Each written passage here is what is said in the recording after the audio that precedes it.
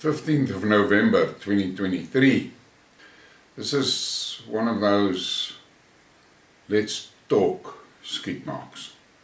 Last night I did a Afrikaans Skidmark, Briekmerke, and I was talking, just chatty, talking about the things that I see and what worries me and so forth. And when I reached the end, I realized that the video was very long, 37 minutes, and it was late and we had load shedding, and I decided not to upload to YouTube. And this morning when I got up, I watched it again before I did the upload, and I realized it was too long. And I then proceeded and chopped it into pieces, and you saw them coming out today. I think there was 5 episodes. But what I want to say about that is that sometimes it is a good thing to come back to something and think about it before you actually take action or execute. My one son at some stage ran into an issue, and there was lawyers and court cases and cross-examination involved and so forth. And he came to see me on the Sunday before he left for Joburg for the case. And I said to him, I want to give you one tip. When you get into that bench to give evidence, after you've given evidence, they're going to cross-examine you. And it doesn't matter what that lawyer asks you. Even if it is a simple thing, like what is your name, you count mentally to 10 before you answer him. And you do it with every question that they pose you. Count to 10. And he said to me, why? And I said, for the simple reason, the chances are very good that in that time that you count to 10, you are either going to change your answer that you originally thought of when he posed the question, or you are going to just answer with yes or no. And he said to me, but what is the story with a yes and no? And I said, just remember one thing. A shrewd interrogator will cut you to pieces with the things that you tell him. So, by answering yes or no, you don't give him his next question. But if you give him a bloody story, you give him 3 or 4 questions. Don't do that. And 5 days later he came back and he came to me and he said, you know what? That was excellent advice. I stuck to it. But the guy on the defense side answered like that, off the hip. Sometimes before my lawyer has even completed the question, he already starts answering. And they tore him to pieces. I said, yes, that is the thing. We have a tendency not to listen when people talk. We don't listen. You hear him and you're already working on your response in your head. You cannot wait for him to finish talking so that you can have your say. And that is a big problem. I said it in the Skidmark, in the Briekmerke, this morning again. Politicians, they like to tell us things. They tell us this, they tell us that, they tell us this, tell us that. They don't talk to us. They tell us. And I think that is the root of many of the misunderstandings in society. I am a simple man. I like the simple things in life, really. I'm a very good home cook, but I like simple meals. One of my great passions is bread baking. I cannot remember when last did I eat a store-bought bread. And today, it is cold, and we had 2 load shedding sessions that I had to take note of. And I had to bake, and I was scared that the bread's not going to rise properly, and then the load shedding is going to catch me, and so forth. But as we've said many times between us bread bakers, the yeast gods were with me. Look at this bread. Not a prize-winning bread, but to me, an excellent bread. And if you look closely, you'll see in that crust there's little bubbles. Now those little bubbles is a good indication of a good bake. If you have that bubbles in the crust, you baked well. And my dad, one of his favorite things on a Saturday morning was to make himself a tomato sandwich. And I will never touch a tomato sandwich without thinking of him. And I can see him in my mind's eye, the pure enjoyment from eating that sandwich. So I've got a ritual basically in my house. On the day that I bake bread, that evening, my meal will be a tomato sandwich on that fresh bread. And I have got a way of making my tomatoes. I slice tomato very thin, and as you can see, I spread the butter properly. Yes, butter, not margarine. And just salt and pepper. And that is the end product. And I cannot put in words the satisfaction and enjoyment and pleasure that I get from a simple tomato sandwich like that. And when I take that first bite, I think of my dad. And then, this morning I shared the photograph on one of my groups, and the one guy said, I want the crust. Soos hulle Afrikaans sê, ek wil die korsie hê. But the korsie is my late night snack. And this is how I take it. Butter, peanut butter, and now you will be surprised. Salt on that peanut butter, coarse salt, and apricot jam. Apricot jam that I made myself. And that is my pet enjoyment. My late night snack on the day that I bake. But in any case, enough of that.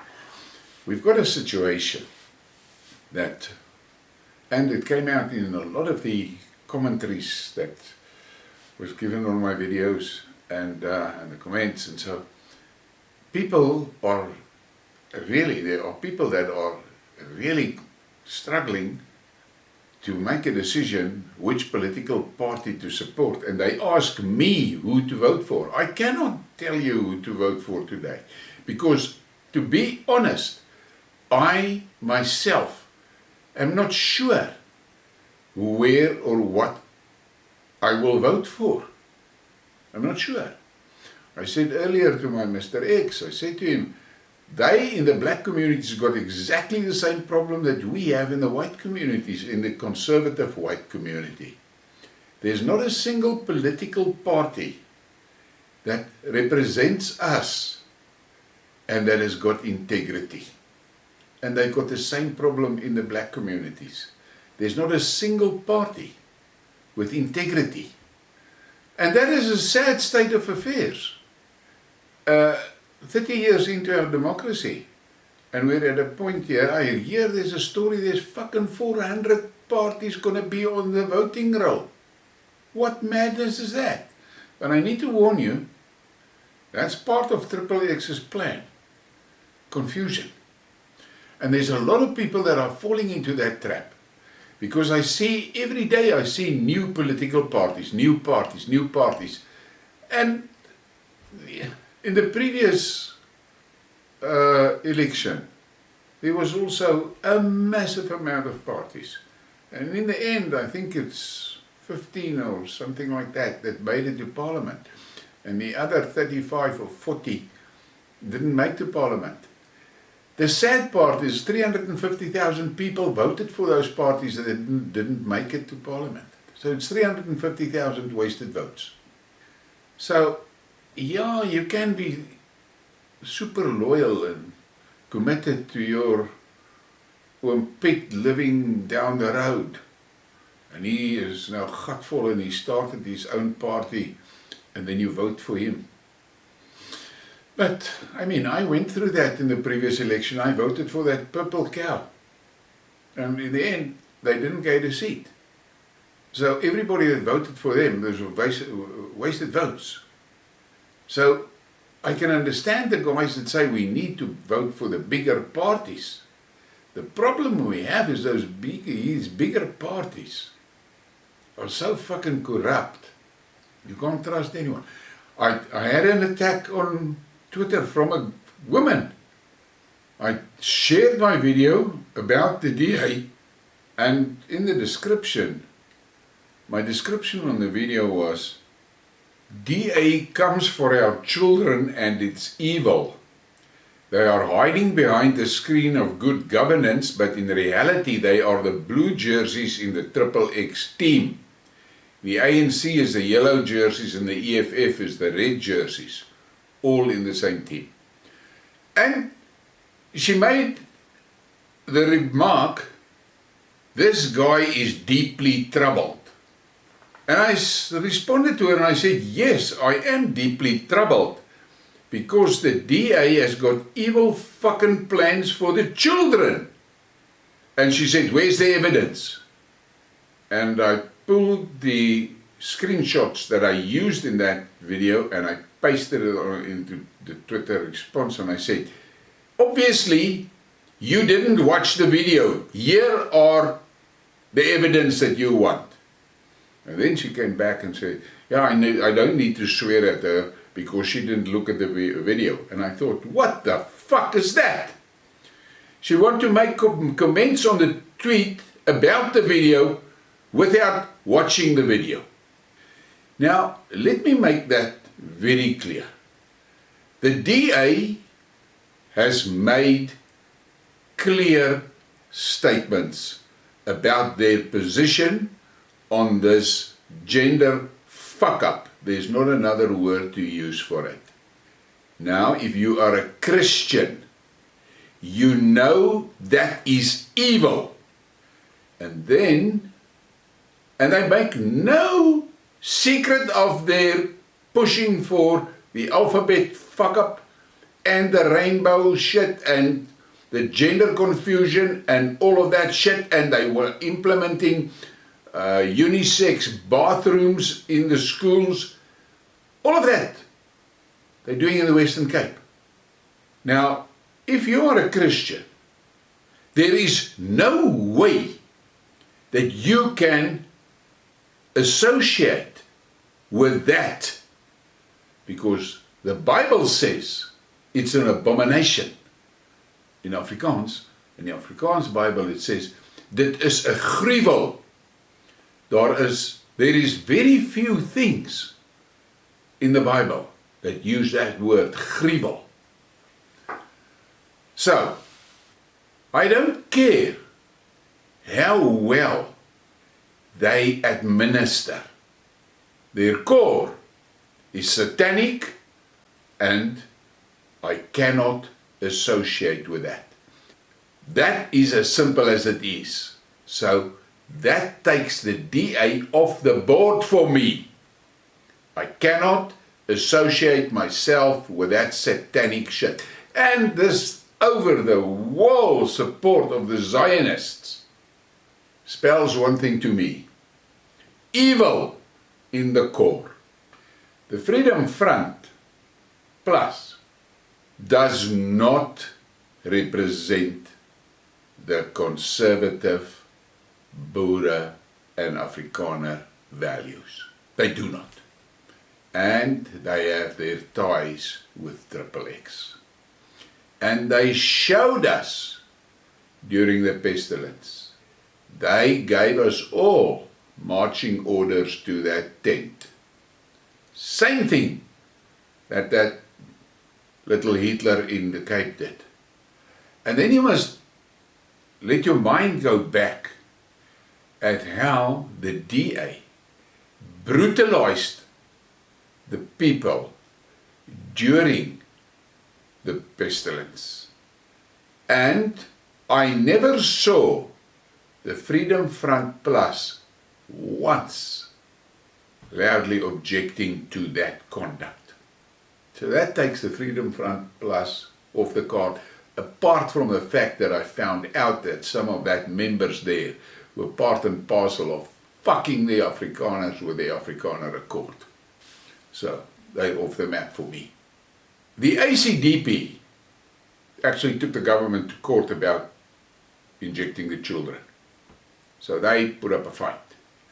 And their party is based on Christian values. But then I heard him talking, Kenneth Mashoud talking on a video about what's happening in Palestine, and then he made some severe racist remarks about the white people of South Africa. And I listened to it and I said, fuck you ACDP, not for me. So now I've taken off the list the DA, the Freedom Front Plus and the ACDP. What is left? Action SA. I have got serious questions about Action SA, and Mashaba, he's also a guy that plays the race card whenever it fits him. So, out of the door for me. Then we've got Gayton McKenzie from the Patriotic Alliance. He makes a lot of sense in the things that he says. And he is not afraid to call a spade a spade. For that, I respect him. But he's made some dodgy moves here and there that, I mean, the stunt he pulled in Joburg to put that, let me call him a wandering ghost, to be decent, as the mayor. I mean, Joburg, the biggest city in South Africa, look at that mayor.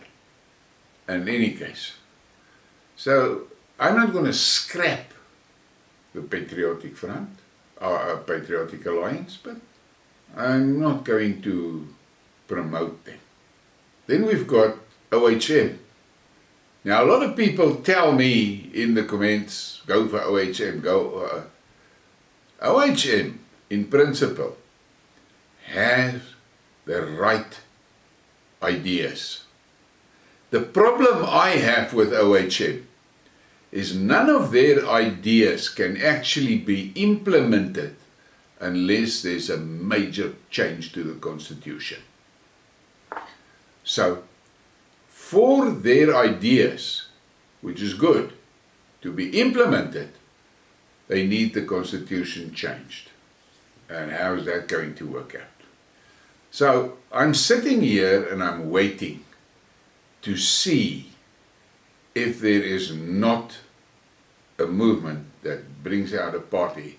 For the Cape guys, that party that is pushing for the referendum, the new party, that could be an option.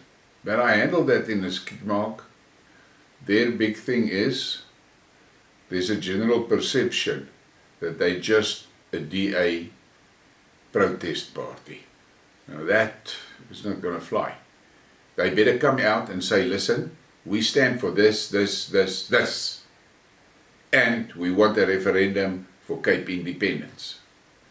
So that the people can understand that their intention of forming a coalition with the DA is for practical purpose, not because they want to gel. That's my message to their leadership there. But we don't have something like that here, and I have said it many times. If you grab me tonight and put me in a voting booth and say, vote for your life, I'll vote for Inkatha. And in the end, we must just hope that somebody puts an option on the table for us, for the conservative people. And that is the story about parties from me. Now, I have said it, the Republic needs to go. This Republic is beyond repair. It cannot be repaired. And balkanization is the answer. That is the answer for South Africa, balkanization. And then there's one clever fucker on my comments that thinks he's very bright and very brilliant and very clever, and he comes out and he taunts me with his questions and statements and jabs that he gives, and I've warned him last night that he's now on thin ice. And today he made that clever remark that if balkanization happens, the strong parties are going to invade and take the other provinces. Fuck. When a guy makes a statement like that, my first instinct is, how much branas is involved here? But I mean, it's 9:15 in the morning, then he makes a fucking comment like that. Hopefully there's no branas involved. If there is branas involved, it will explain a lot of his posts. But now, the balkanization will have challenges of its own. But it is challenges that can be resolved amicably. And on tribal level, the tribes understand that coexistence requires respect. So I'm not worried about that. And then there was people that said, but where's the Afrikaner part? If balkanization happens, there will be areas that could be more Boer than anything else. But that is not important to me, because I said to a guy last night in a debate, if you go through history, you will see that the Boere and the blacks, there was major fights, wars, between the Boere and the Zulus, and between the Boere and the Tswanas, and the Boere and the Matabeles. That was Moorse fights. That was wars. But in the end it was settled, and peace agreements were signed, and that was the end of the story. It is the Afrikaners that have been stirring the cup because they are happy to live under colonial rule or some foreign rule. They're happy as long as they can make money. They're happy. They are not for independence and none of that. And that is why the 1992 Afrikaners got screwed with the Afrikaner Accord and Section 235. So, I'm not too concerned about that, because the practical reality is that the Boere and the black tribes has lived in peace for many years. Go back and look at history. I'm not going to sit on that because the history books are there. So, balkanization is the way that we can get out of the death grip of XXX. Because once the thing is balkanized, some of those independent states can opt for common law and tribal law and send XXX packing with their contracts and shit with which they are stealing the natural resources. That's the only way you're going to get out of it.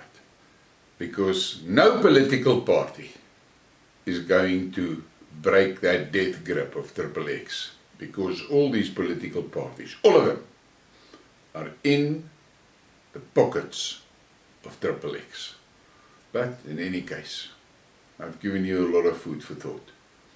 Think about it and be alert. There will be signs for when the shit is going to hit the fan. Then you must be ready to protect you and your family as best as you can and stay out of the crossfire, because I'm saying it again, the massive violence is going to be black on black. Please give me a like and a subscribe and share the thing. Thank you for your support.